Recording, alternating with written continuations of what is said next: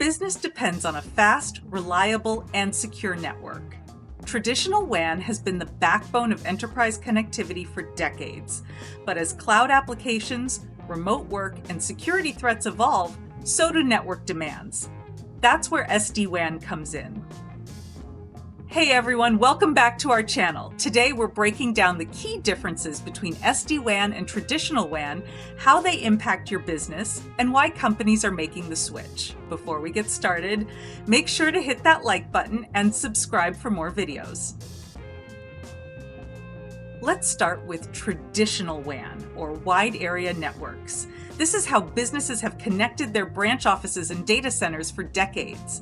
Traditional WANs rely heavily on MPLS multi-protocol label switching, a private, dedicated network that offers reliable performance but comes with major downsides. While it's stable and secure, it's also expensive, rigid, and slow to scale, and it has limited cloud and remote access support. If your business operates across multiple locations, managing a traditional WAN can feel a little like using landlines in the age of smartphones. Now let's talk about SD-WAN, Software-Defined Wide Area Network.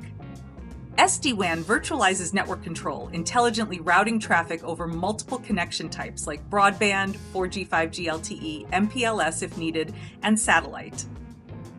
This equals better flexibility, lower costs, and improved performance for your cloud applications like Microsoft 365, Zoom, and your sales platforms.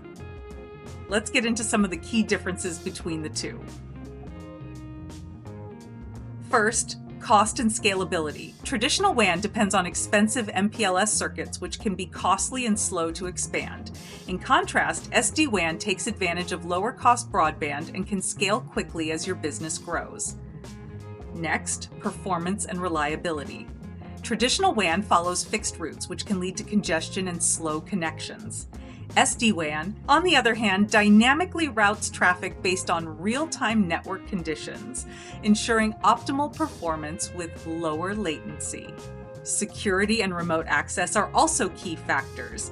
Traditional WAN relies on centralized security, which can make it difficult to protect remote users. But SD-WAN comes with built-in encryption, zero-trust security, and seamless remote access, keeping your network safe no matter where users connect from.